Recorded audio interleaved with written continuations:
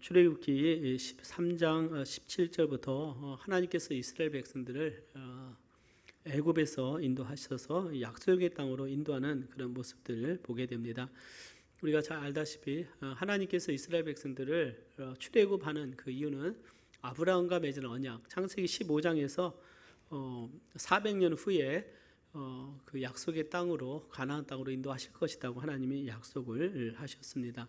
약 430년이 지난 후에 오늘 출애굽기 12장 37절에 보면 이스라엘 백성들이 그 출애굽할 때 장정들이 60만 가량이라 이렇게 이야기를 했습니다.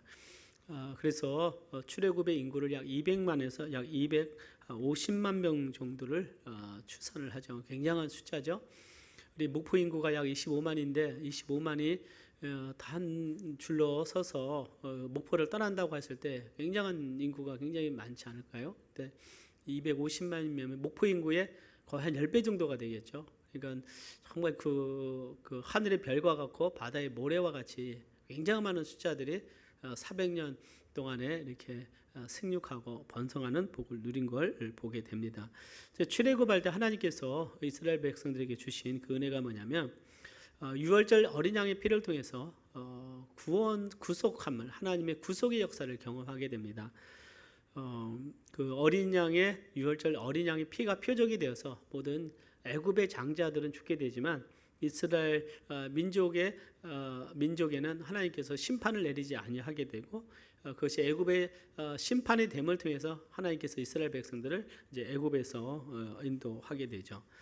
근데 하나님께서 이제 이스라엘 백성들이 출애굽할 때 그 길을 어디로 인도하시냐면 우리가 계속 배우다시피 그 해안길이라고 있습니다. 즉 블레셋 길인데요. 이건 국제 교역로였어요. 그러니까 요셉을 사서 갔던 그 미디안 상인들도 다 그 블레셋 지역을 해서 해안 지역으로 해서 가면 그냥 단거리 지역이기 때문에 쉽게 가나안 땅으로 오고 갈 수 있는 길인데 그것으로 인도하지 않으셨어요. 왜 그랬냐면 그곳에서는 그 국경 지역에 애굽의 군대가 주둔하고 있었습니다. 그래서 그 전에 그 많은 사람들이 그 셈족들이 한번 그 애굽에 쳐들어와서 그 애굽 왕조를 전복한 일이 있었어요. 그 힉소스 왕조라고 하죠. 그래서 그렇기 때문에 이제 그것을 방지할 겸 그 국경 지역에 요새를 만들어서 지켰어요.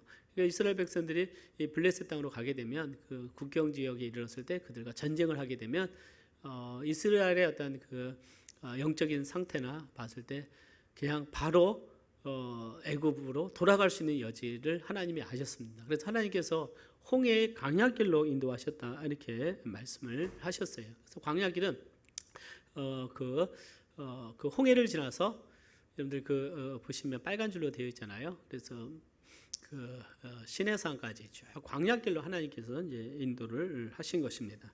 이제 우리가 주목해야 될 것은 그들이 나올 때 창세기 50장에 요셉이 자기 해골을 그 출애굽할 때 가지고 나가라라고 명령을 했듯이 모세가 요셉의 그 유골을 가지고 나가죠.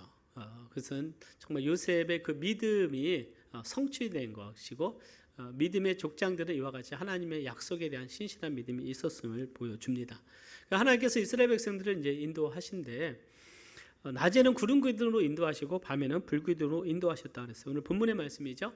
하나님께서 이스라엘 백성들 인도하실 때 낮에는 구름 기둥, 밤에는 불 기둥으로 인도하셔서 이스라엘 백성의 그 길을 인도하셨어요. 그래서 이것은 하나님의 임재의 상징이었습니다. 이스라엘 백성들과 함께 하시는 그 하나님의 놀라운 섭리를 보여줍니다. 그런데 우리가 기억해야 될 것은 창세기는 약 4,000년의 역사를 다루고 있습니다. 4,000년의 역사를 다루고 있다면요. 그리고 창세기 12장부터 50장까지는 약 200년 이상의 그 시간을 다루고 있죠. 가나안 땅에 있었던 기간은 약 215년 정도 되고 한 300년 정도 기간을 다루는데요. 출애굽, 레위기, 민수기, 신명기는 굉장히 그 성경의 분량이 많습니다. 그런데 이것은 40년의 역사를 다루고 있다는 거예요. 왜냐하면 출애굽에서 그 여호수아 그 가나안 땅에 들어간 과정이 40년인데 이 40년의 과정 속에서 하나님께서 출애굽기, 레위기, 민수기, 신명기 5가지의 네 책을 기록을 한 것은 그만큼 이 출애굽의 역사가 이스라엘의 역사와 또 우리의 믿음 생활에 그 의미하는 바가 굉장히 크고 우리에게 가르쳐 주실 것이 굉장히 많다는 것을 우리가 깨달을 필요가 있습니다. 그래서 우리가 지금 굉장히 한 말씀 한 말씀들을 좀 자세하게 볼 필요가 있어요. 첫 번째 우리가 볼 것은 이제 출애굽하면서 처음에 마주한 것이 홍해죠. 그래서 홍해를 통해서 하나님은 하나님의 주되심, 여호와 되심을 보여주셨어요. 그러니까 여호와라는 의미는 나는 스스로 있는 자다. 하나님의 이름이 여호와입니다. 예굽에는 뭐 이시스 신이 있었고 또 셋, 또 아툼, 또 레, 뭐 태양신 레잖아요. 또 여러 신들의 이름이 있었습니다. 하나님, 모세가 하나님 당신의 이름이 무엇이라고 제가 말해야 됩니까? 다 각자 보면 뭐 이름이 있는데 그냥 하나님이 나는 스스로 있는 자다 이렇게 말씀을 하셨어요. 그러니까 그것이 자음만 따서 야훼, 여호와라는 이름이 이스라엘 백성들이 부르게 된 거예요. 여호와. 그래서 스스로 있는 자는 여호와고, 그리고 하나님의 이름을 함부로 부를 수 없으니까 아도이나라고 주라고 부르셨어요. 그러니까 하나님의 이름 여호와라는 이름은 주라는 뜻입니다. 그러니까 주 로드죠. 주 여호와, 주 예수 그리스도 이렇게 말씀하는데 주라고 하는 것은 스스로 계신 뛰어난 하나님의 그 존재를 우리에게 보여주고 있습니다. 자, 홍해 사건을 통해서 우리가 볼 수 있는 건 뭐냐면 성경에 보면 바로가 이제 이스라엘 백성들 보내고 난 후니까 마음이 바뀌었어요. 자신들에게는 군대가 있었고 여러 그 병거가 있었습니다. 그들이 지금부터 약 3,500년 전에 이 그 병거가 있었다는 것은 굉장한 군대력이죠. 세계 최강의 군대력이었기 때문에 이 노예들이 250만 명의 노예들을 그냥 보낼 수가 없었던 거. 다시 한번 마음이 강팍해집니다. 그래서 600 그 병거와 군인들을 동원해서 이스라엘 백성들을 추적하라고 하죠. 그래서 한참 추적하게 됩니다. 자, 근데 이제 문제는 또 이스라엘 백성들에게 있어서는 앞에 보니까 뭐가 있습니까? 앞에 홍해가 있어요. 뒤에는 바로의 군대가 찾아옵니다. 굉장히 위기 상황에 맞게 하게 되죠. 참고적으로 홍해라는 뜻은 히브리 원어는 갈대바다라고 써요. 갈대바다. 그런 뜻이 있습니다. 그래서 하나님께서 어떻게 행하실까? 이스라엘 백성들 하나님을 원망하고 우리가 차라리 애굽에 있을 걸 왜 나왔냐라고 원망을 할 때 모세가 이런 고백을 합니다. 출애굽기 14장 14절에서 여호와께서 너희를 위하여 싸우시리니 너희는 가만히 있을지어다 이렇게 선포를 하게 되죠. 그리고 하나님께서 애굽의 군대를 통해서 바로로 인하여 하나님께서 영광을 받으실 것이다 이렇게 말합니다. 출애굽기 14장 18절 말씀 한번 같이 봉독을 해보겠습니다. 18절입니다. 같이 한번 봉독해 보겠습니다. 14장 18절 시작. 내가 바로와 그 병거와 마병으로 인하여 영광을 얻을 때야 애굽 사람들이 나를 여호와인 줄 알리라 하시더니, 그러니까 그 병거와 마병으로 인하여 영광을 얻을 때야 애굽 사람들이 나를 여호와인 줄 알리라. 그러니까 하나님께서 그들에게 기적을 베푸실 것을 말씀을 하고 있죠. 그래서 하나님께서 어떻게 역사하시냐면 하나님께서 앞으로 구름 기둥을 인도하는 구름 기둥을 일단 뒤로 빼십니다. 그러니까 뒤로 뺨을 통해서 애굽 진영과 이스라엘 진영과 구분하게 하시고, 그리고 애굽 진영을 어둡게 하세요. 어둡게 하시고 그 다음에 이스라엘 백성들 앞에 홍해 있을 때 모세가 손을 들었을 때 동풍으로 밤새도록 바닷물이 갈라지게 됐다고 했어요. 출애굽기 14장 21절에 보면 우리 같이 한번 봉독을 해보겠습니다. 시작.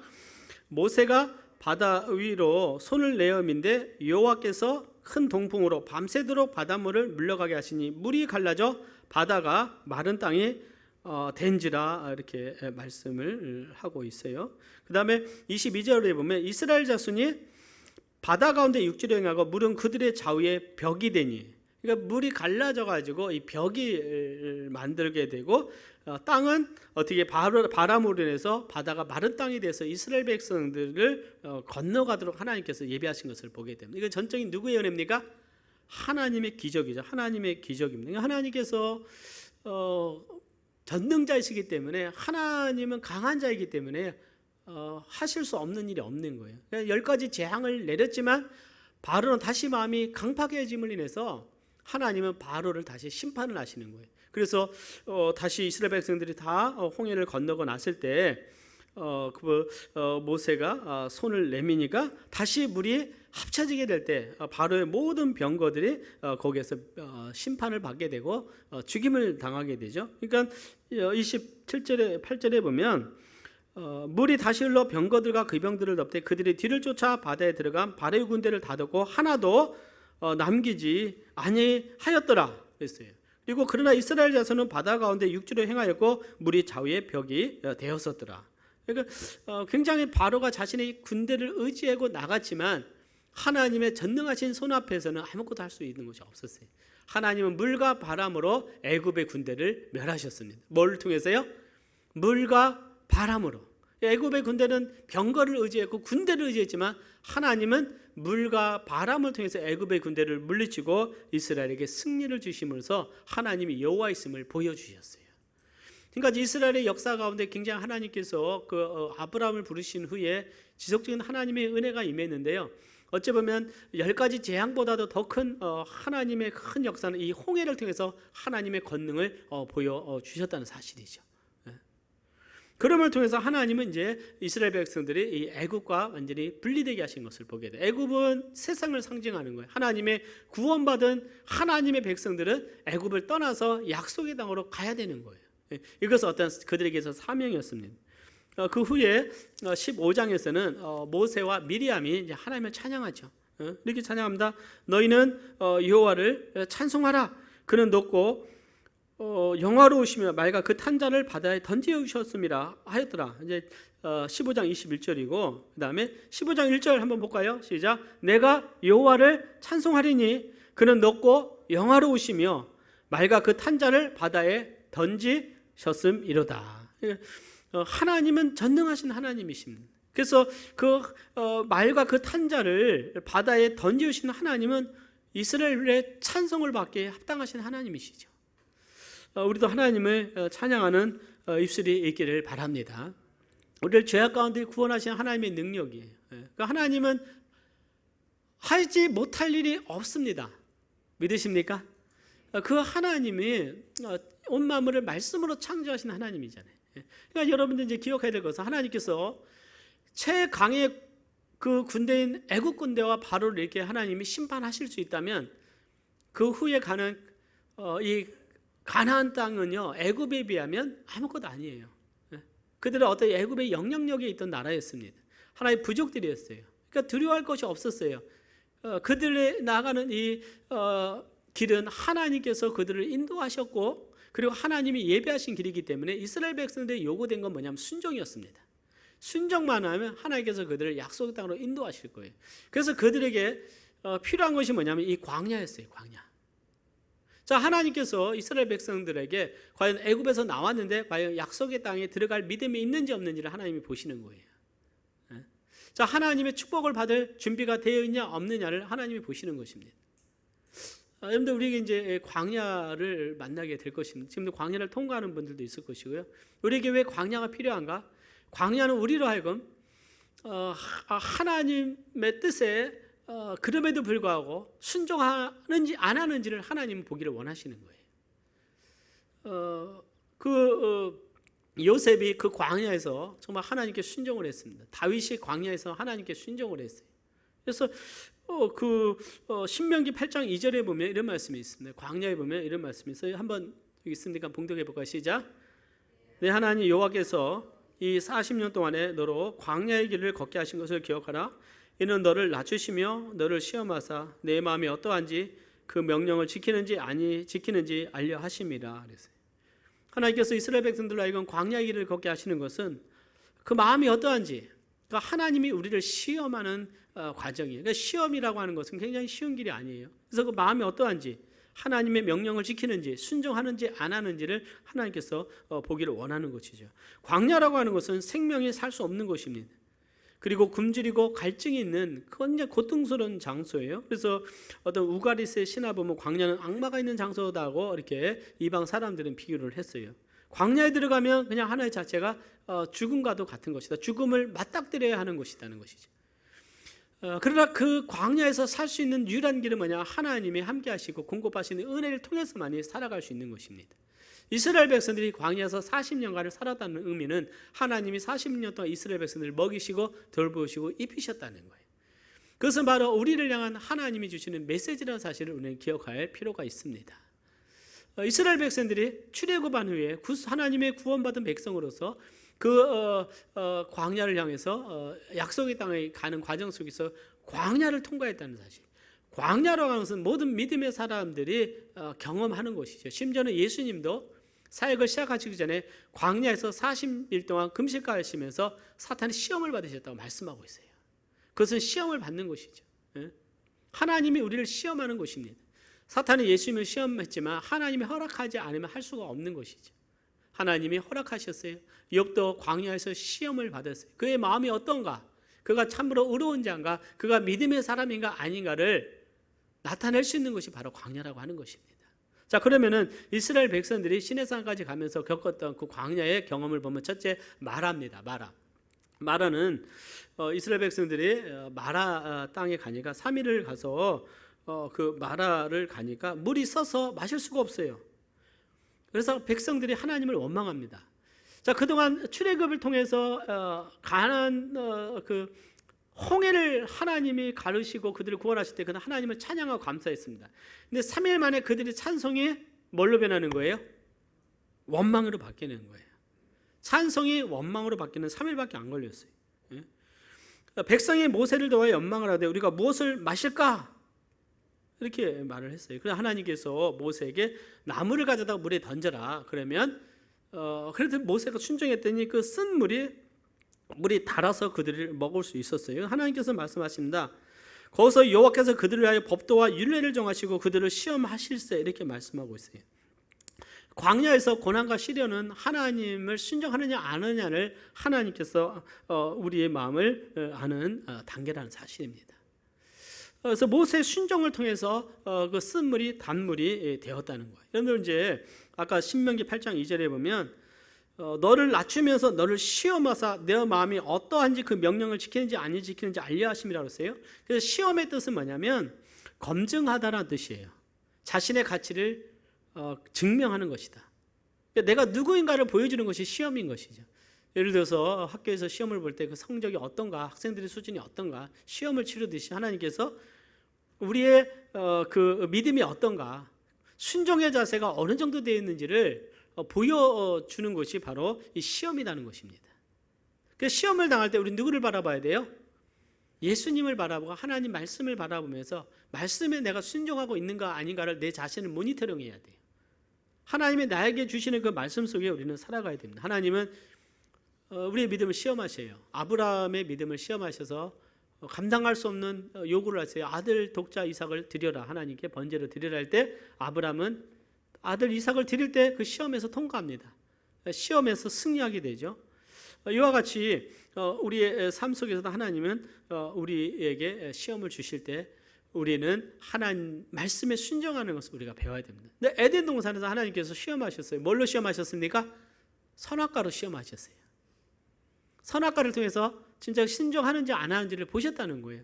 그러나 사람은 순종보다도 불순종을 택함으로 하나님의 축복을 잃어버렸습니다. 두 번째 볼 수 있는 것은 이제 만나와 매출하겠다. 만나요. 출애굽한 지 한 달 만에 이스라엘 백성들이 이른 곳이 어디냐면 그 신광야에 이르게 됩니다. 신광야에 이르게 될 때 한 달 만에 이스라엘 백성들이 음식들이 많이 떨어져요. 그래서 고기가 먹고 싶습니다. 이스라엘 애굽에 있을 때 그 고기 가마 곁에서 고기를 먹던 때가 그리워졌어요. 그래서 차라리 그때 많이 먹고 죽는 것이 차라리 이 광야에서 배고픈 것보다 낫다라고 말을 해요. 그냥 원망합니다.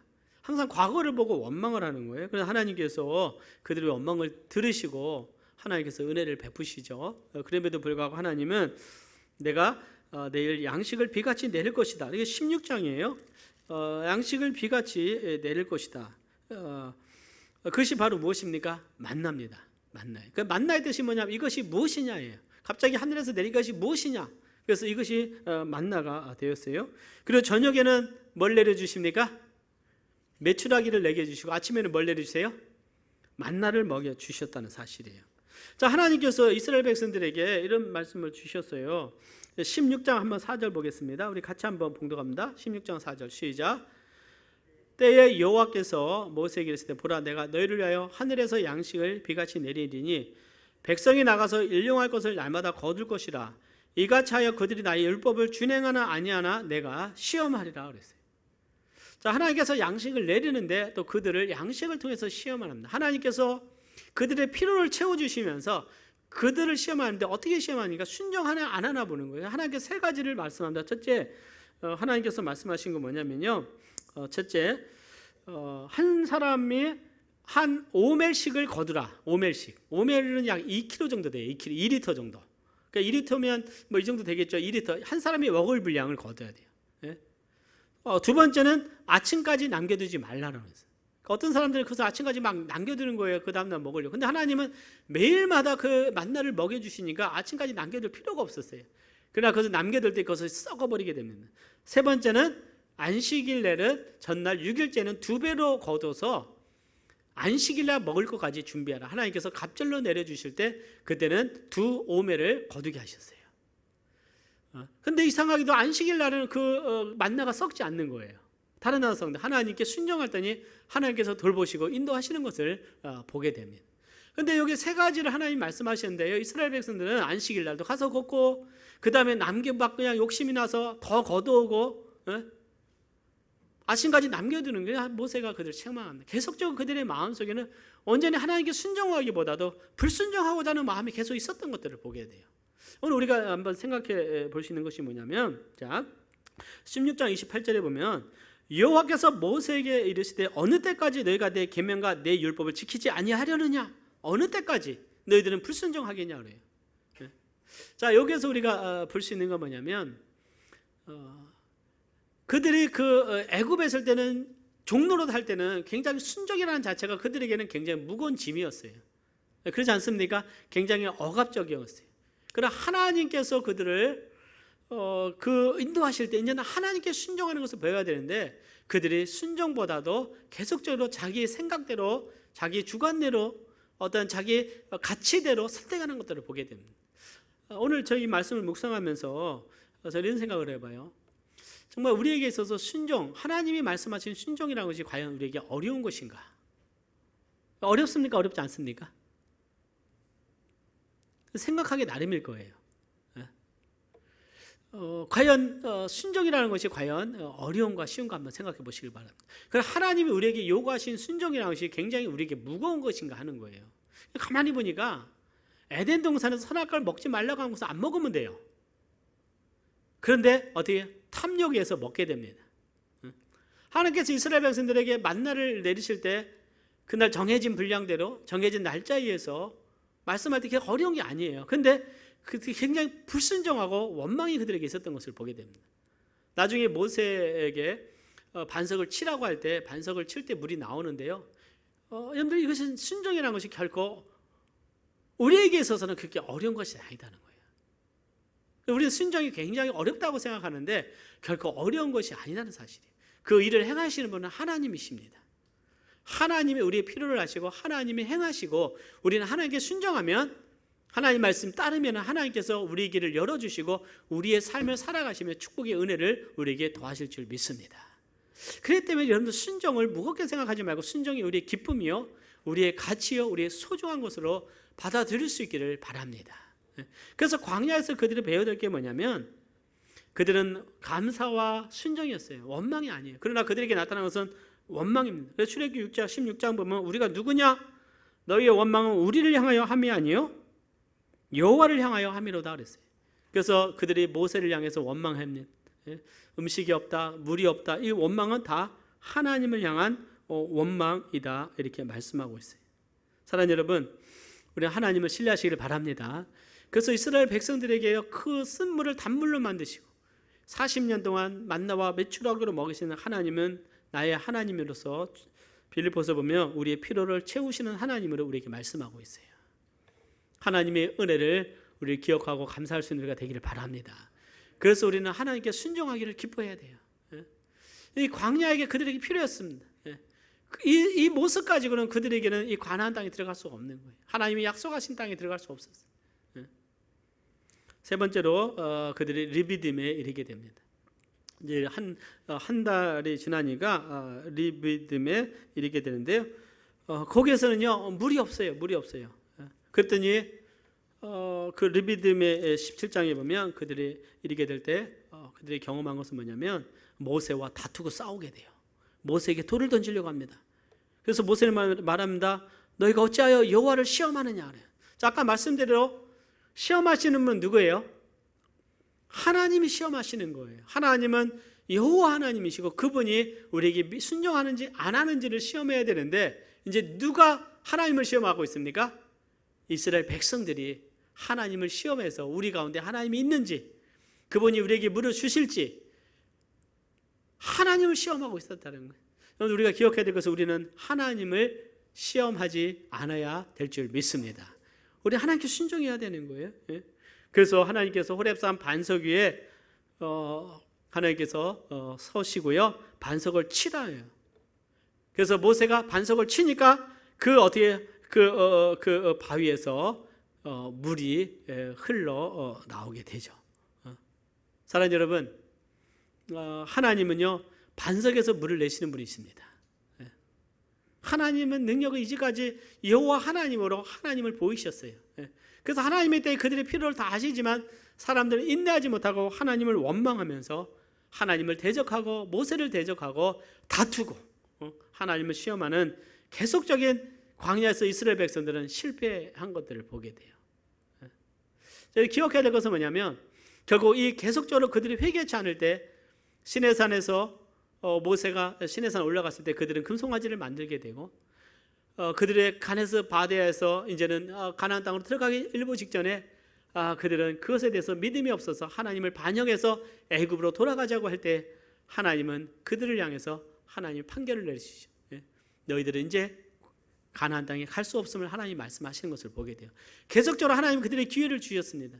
그리고 하나님은 인내로 말씀하시고 사랑으로 말씀하셨지만 그러나 그들은 하나님에 대한 그 쉴 믿음이 없어서 계속 원망과 불평할 때 계속해서 불평이 계속될 때 하나님의 축복을 잃어버린 그것을 우리가 보게 됩니다. 사랑하는 여러분, 우리도 하나님의 말씀이 있어요.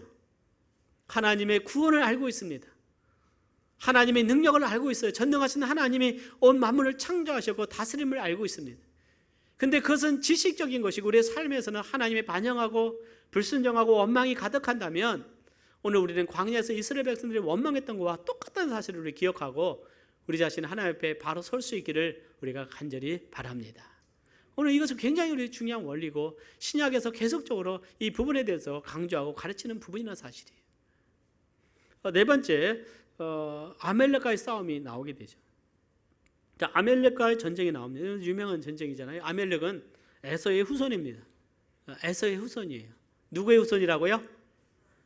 에서의 후손이에요. 그래서 에서의 아들 엘리바스의 더 첩 딥나가 아멜렉을 엘리바스에게 낳았다 이렇게 말을 하고 있어요. 그래서 그들이 아멜렉 족속을 이루었어요. 자, 이제 그 출애굽을 해서 그곳을 지나가니까 이 아멜렉 사람들은 미리 이스라엘 백성들 오는 것을 알고 공격을 하게 돼요. 그러니까 그들은 에서라고 한다면 누구와의 그 형제였죠? 야곱이죠, 야곱. 네. 그러니까 어떻게 야곱이 형제잖아요. 그들은 어떻게 보면 같은 혈통이라고도 볼 수가 있어요. 그러나 하나님의 약속의 혈통에서 떠나서 가인과 같이 또는 이스마엘과 같이 하나님을 떠난 민족입니다. 그런데 하나님의 그 구속사적인 역사를 하나님이 이루어 가시고 하나님이 약속하신 그 땅을 향해서 갈 때 이 아멜렉에 와서 그들을 대적한 것은요 하나님을 대적한 거예요.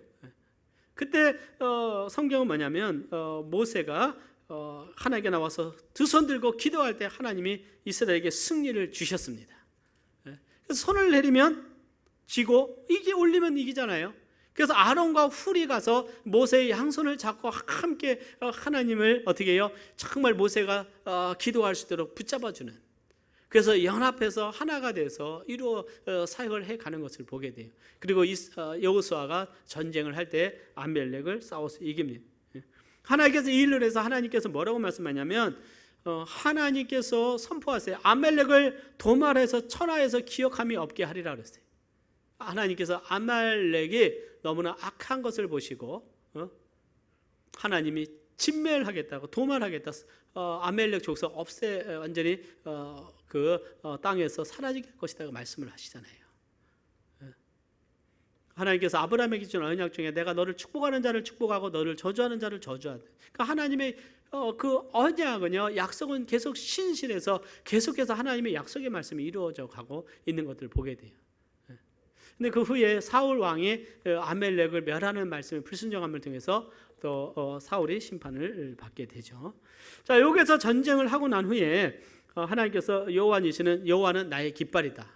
여호와는 우리에게 승리를 주시는 하나님을 모세가 찬양하는 것을 우리가 보게 됩니다. 자, 이것이 바로 17장에 나오게 되고요. 그 다음에 이제 18장에 모세가 이드로를 시내산 바로 가기 직전에 찾아가게 됩니다. 모세가 애굽에 가는 길 중간에 십보라와 또 그 게르솜 엘리에셀 두 아들을 그냥 보내버려요. 그러니까 다시 출애굽에서 이제 나오니까 그 이드로가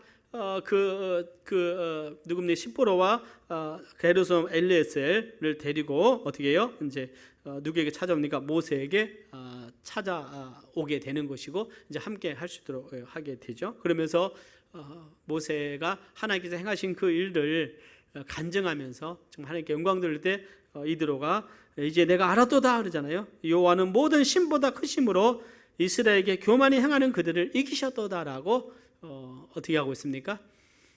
하나님을 찬양합니다. 자, 이것이 바로 18장에 보면 이드로가 모세를 방문하고 그 다음에 가만히 보니까 모세가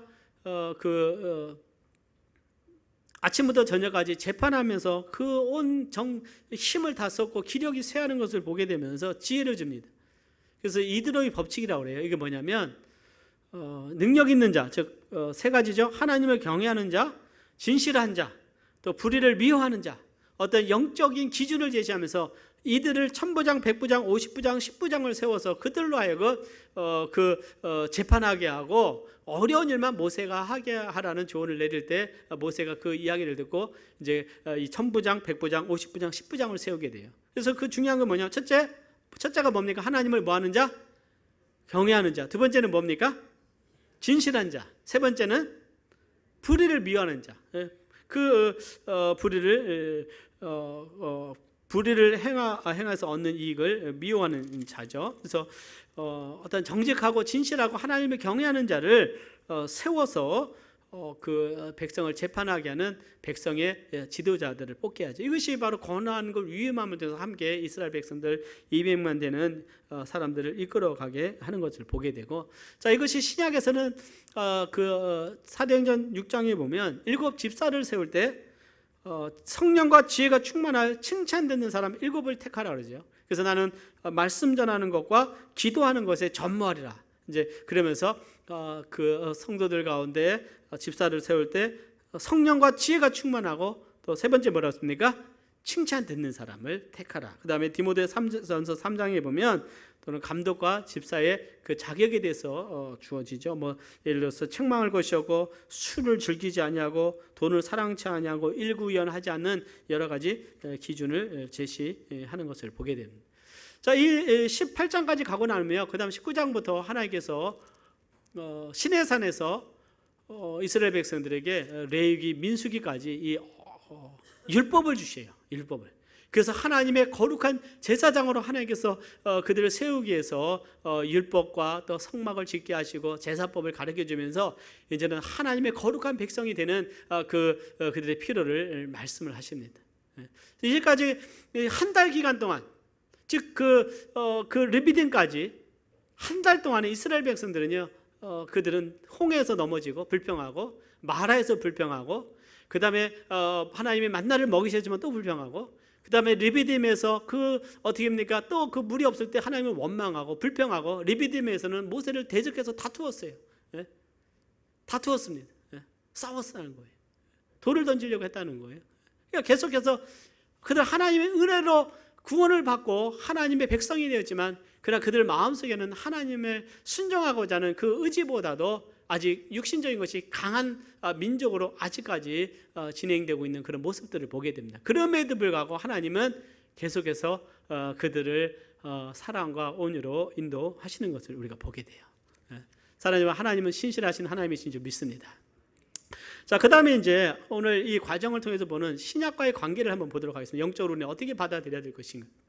거기에 보면 유월절 사건이 있고요. 그 다음에 홍해가 있고, 그 다음에 만나와 그 다음에 무리바 이 세 개가 주는 그것에 대해서 신약 성경은 그것을 언급하고 가르치고 있습니다. 그래서 이것이 한번 그 어떤 의미가 있는가를 우리가 보는 것이 중요하다. 그냥 뭐 만나를 먹었다 그것이 아니라 예수님은 그것을 다 인용을 하셨어요. 유월절 그냥 그 유월절 피 문설주와 임방에 발랐더니 하나님이 재앙을 내리지 않으셨다는. 그러니까 거기 영적인 의미가 뭐냐? 예수님이 말씀하셨어요. 자, 고린도전서 5장 7절 보면 첫째, 유월절 어린 양은 속죄하시는 예수 그리스도를 예표합니다.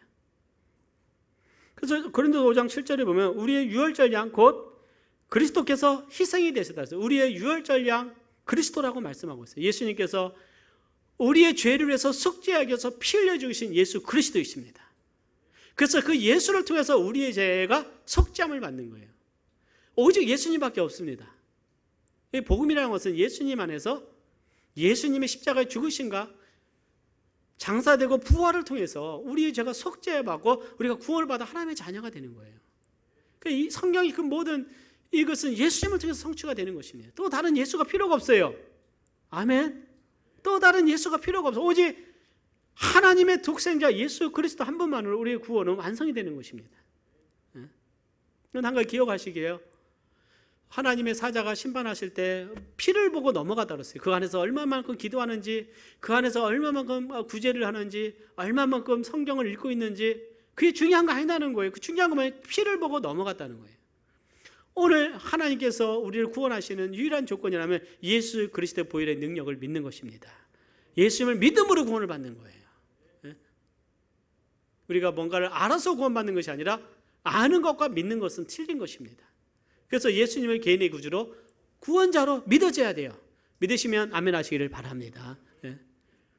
그래서 이것이 예수님의 예표고 유월절 어린 양은 계속해서 이 구약의 큰 강조인 예수님이 우리를 위해서 오신 예수님을 계속 모형으로 보여줍니다. 침례 요한이 예수님을 향해서 보라 세상 죄를 지고 가는 하나님의 어린 양이다 그랬어요. 하나님의 뭐라고요? 어린 양이다. 어린 양이다.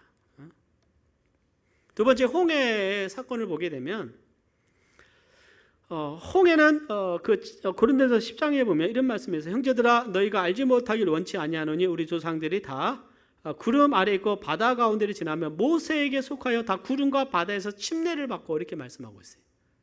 이것이 고린도전서 10장 2절입니다. 자, 여기서 볼 수 있는 건 홍해를 건널 때 그들은 모세와 연합해서 홍해를 건넜습니다. 그때 그들에게 있어서는 애굽에서는 노예의 정체성이었지만 이제 홍해를 건너을 통해서 그들은 하나님의 백성으로서 새로운 정체성을 갖게 되는 거예요. 아멘. 자, 여기서 의미가 뭐냐면 왜 침례라고 하냐면 이것은 모세와 연합해서 구약적인 개념은 어때요? 이스라엘 백성들이 애굽에서 출발해서 새로운 믿음의 정체성을 갖는다. 그들을 인도하는 자는 누구예요? 모세. 그래서 모세와 연합했습니다. 자, 신약 시대에서는 우리는 로마서 6장 3절에 보면 그리스도 예수와 합하여 침례를 받았다고 말했어요. 우리 한번 같이 봉독을 해볼까요? 시작. 무릇 그리스도 예수와 합하여 침례를 받은 우리는 그의 죽으심과 합하여 침례 받은 줄을 알지 못하느냐?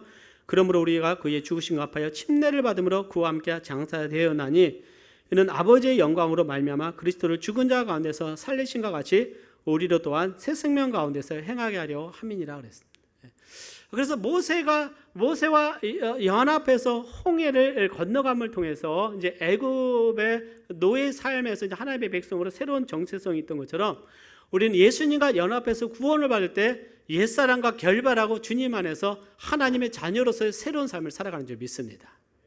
그 내적인 걸 의미하는 거예요. 그리고 내적인 구원의 상징이 물에 잠겼다 나오는 바로 물침례입니다. 그러니까 침례의 진정한 의미는 예수님과 연합이에요. 예수가 연합되기 위해서 내 옛사람이 죽고 예수님과 함께 장사됐다가 새 생명을 얻는 거예요. 내적인 구원은 예수님과 온전한 연합이 이루어지는 거예요. 그래서 예수님과 나와 하나가 되는 것입니다. 구원이라고 하는 것은 예수님과 나와 영적으로 뭐가 되는 거예요? 하나가 되는 거예요. 연합을 이루는 거예요. 그래서 함께 죽고 함께 장사되다 함께 부활해서 새 생명 가운데 있는 것이 바로 이 구원입니다.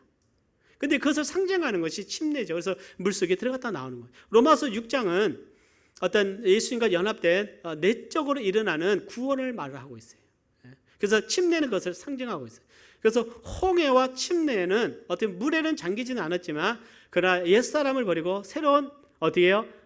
그 하나님 백성으로 정체성을 갖는 의미에서 유사점이 있다. 그래서 구름과 바다에서 침례를 받고 이렇게 표현을 하고 있어요.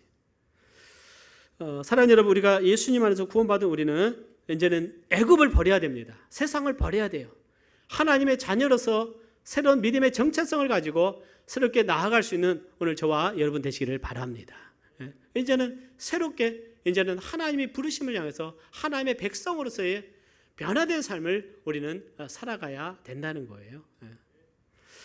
그래서 이런 부분에서 모세 사도 바울은 모세에게 속하여, 우리는 누구에게 속했습니까? 예수님에게 속했어요. 예수님에게. 그래서 이렇게 약간 모형을 하고 우리가 볼 수가 있고, 세 번째는 만나는 무슨 의미를 하냐? 하늘에서 내린 만나가 그냥 이스라엘 백성들에게 육적인 양식도 의미하지만 생명의 떡이신 예수님을 상징한다고 말씀하고 있어요. 왜요? 예수님은 나는 하늘에서 내려온 생명의 떡이다 그랬어요. 만나의 뜻은 뭐냐면 이것이 무엇이냐? 처음에 보니까 이것이 무엇이냐? What is it? 이것이 무엇이냐? 이것이 뭐라고요? 만나예요, 만나. 그래서 만나라고 됐습니다. 같이 갖고 희고 맛은 꿀 섞은 과자 같다라고 출애굽기 16장 31절에 나와요. 주님께서 뭐라고 말씀합니까? 요한복음 6장 48절에서 51절에 보면 내가 곧, 우리 같이 한번 봉독해 보겠습니다. 시작. 내가 곧 생명의 떡이로라. 너희 족상들은 광야에서 만나를 먹어서도 죽었거니와 이는 하늘로서 내려오는 떡이니 사람으로 하여금 먹고 죽지 아니하게 하는 것이니라. 나는 하늘에서 내려온 산떡이니 사람이 이 떡을 먹으면 영생하리라. 나의 줄 떡은 그 세상의 생명을 위한 내 살이로다 하시니라 그랬어요. 사랑하는 여러분, 그 광야에서 사람들은 만나를 먹었지만 죽었습니다. 그러나 하늘에서 내려온 산떡이 있어요. 그 떡은 영생케 하는데 예수님께서 생명의 떡인 줄 믿습니다. 그래서 예수님을 믿을 때 내가 영생을 얻는 거예요. 그래서 예수님은 난 생명의 떡이다 그랬어요. 믿으시면 아멘 하시길 바랍니다. 놀라운 하나님 주님이 이렇게 비유로 말씀하셨고, 그 다음에 또 이런 의미가 있어요.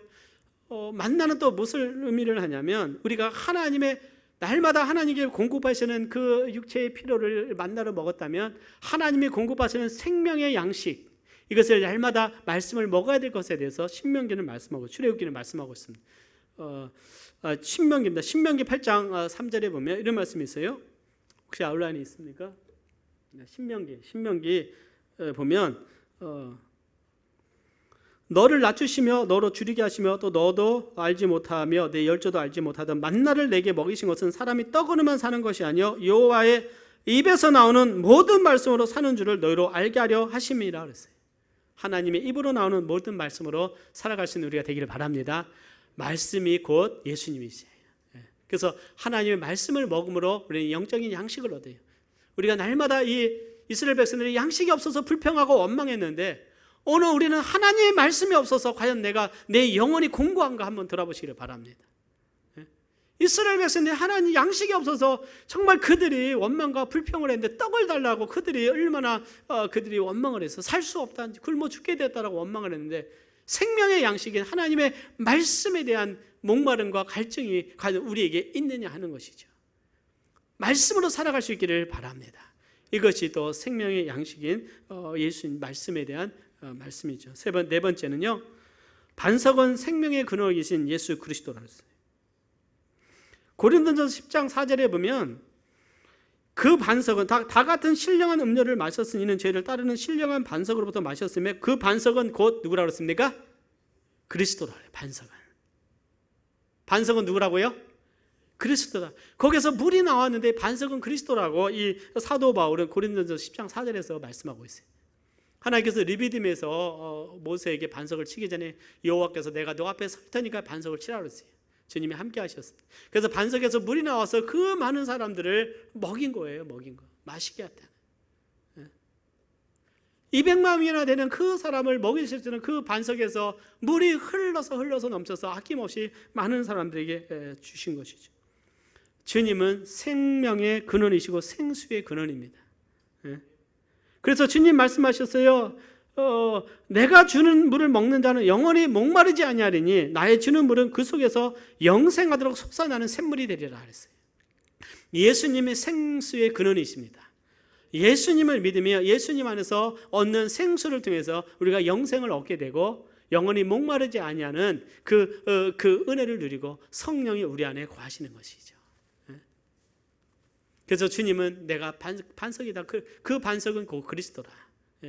그 반석이에요. 주님이 함께 하셔서 그 반석의 상징적인 의미는 우리에게 영원한 생수를 끊임없이 주시는 예수 그리스도를 우리에게 예표하고 있다는 사실을 우리는 기억할 필요가 있어요. 그런데 하나님이 함께 하시면 구름 기둥과 불 기둥뿐만 아니라 그들이 필요한 곳에서 반석을 통해서 또 만나를 통해서 그 나무를 통해서 쓴물을 단물로 만드시는 하나님의 그 역사하심을 보면요, 하나님은 무엇을 통해서라도 하나님은 그것을 사용하셔서 우리의 필요를 채우시고 공급하시고 인도하신다는 하나님의 함께 하신 은혜가 우리 가운데 있는 것을 보게 됩니다. 자, 결론적으로 저는 이 말씀을 드리고 싶어요.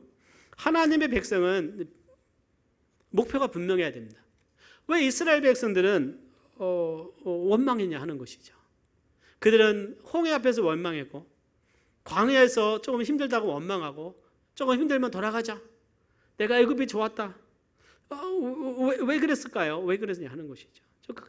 왜 그들은 하나님의 크신 기적과 능력을 받고 10가지의 재앙을 받고 바로의 그 장자뿐만 아니라 애굽의 장자가 죽는 하나님의 심판을 받고 그 출애굽을 통해서 홍해를 통해서 역사하시는 하나님의 능력을 받지만 그들은 왜 원망과 불평이 아니냐? 첫째는요, 그들은 하나님의 그 언약을 그들이 믿지 못하고 이해하지 못했다. 자신들이 누구인가를 그들은 깨닫지 못했다는 거예요. 그들은 하나님의 약속의 백성들입니다. 하나님께서 아브라함에게 약속하시고 그것을 통해서 이스라엘 백성을 인도하시는, 그리고 그 약속의 땅으로 하나님께서 인도하는 거룩한 백성들인 거예요. 그리고 그들에게서는 그 자신들의 사명은 약속의 땅에 가셔서 정말 그들이 거룩한 백성이 돼서 열방의 복이 되는 하나님의 축복의 통로가 될 사명이 그들 가운데 있었다는 거예요. 그러나 사명이 없기 때문에 그들은 뭐예요? 육신의 불편함과 좌절과 어려움이 있으면 원망하고 자꾸만 애굽을 그리워한 것들을 보게 됩니다. 하나님의 비전을 본 사람은 누구였어요? 모세가 하나님의 비전을 봤어요. 여호수아가 하나님의 비전을 봤습니다. 하나님의 비전을 본 사람. 갈렙이 하나님의 비전을 봤어요. 그러나 대부분의 사람들은 하나님의 그 비전과 하나님의 꿈을 그들은 이해하지 못했고 그냥 눈앞에 먹고 사는 것에 그들은 만족했던 아주 애굽 때와 같은 그런 삶을 사는 것을 우리가 보게 됩니다. 자, 오늘 우리의 삶에 불평과 원망이 많은 것은 하나님을 향한 것이 아니라 우리가 육신의 환경 때문에 그럴 때 그것은 우리가 광야 생활하면서 우리가 버려야 될 거라고 믿습니다. 내가 하나님의 나를 부르신 정말 하나님 앞에 복음 전도자로 또 하나님의 말씀을 전하는 자고 이런 영혼을 구원하는 자로 그 하나님의 교회를 세우는 자로 하나님이 나를 부르셨고 그 뜻을 향해서 함께 우리가 동력해서 나아간다면 우리 안에 불편함이 있고 또 삶의 고난이 있고 시련이 있다 할지라도 그것은 하나님이 공급하시고 인도하심을 믿기에 우리는 주님의 말씀 안을 붙들고 우리는 우리의 대장 되신 예수 그리스도와 함께 이 광야의 길을 가고 가나안 땅에서 나가는 거예요. 이거 굉장히 중요한 원리라고 믿습니다. 그래서 우리가 누군가, 우리는 예수의 피로 구원받은 하나님의 자녀들이다. 우리는 누구로부터 왔는가? 하나님부터 왔어요. 왜 살아가는가? 우리는 하나님의 영광을 위해서 하나님의 부르심을 향해서 살아가는 것이고 우리는 어디로 가고 있는가? 이스라엘 백성들이 약속의 땅을 향해서 가나안 땅을 갔다면 우리는 천국 본향을 위해서 나가는 하나님의 거룩한 백성이라는 거예요. 이 소중한 가치를 붙든다면 이 땅에서 우리 삶 속에 일어나는 그 어떠한 시련과 고난은 우리에게 아무런 문제가 되지 않을 거라고 생각이 됩니다. 주님 붙드시기를 원하십니까? 주님 너무나 소중한 너무나 소중한 하나님의 부르심, 하나님의 은혜들, 하나님의 약속의 말씀들, 구원의 은혜들을 우리가 붙들고 나간다면 삶 속에서 우리 주 예수 그리스도께서 우리에게 공급하시고 우리의 반석이 되시고 우리의 양식이 되시고 날마다의 양식이 되시고 우리의 인도자가 되시는, 우리의 모세가 되시는 예수 그리스도, 그분만을 의지하며 우리 승리하는 삶이 될 수 있다고 믿습니다. 우리 함께 기도하겠습니다.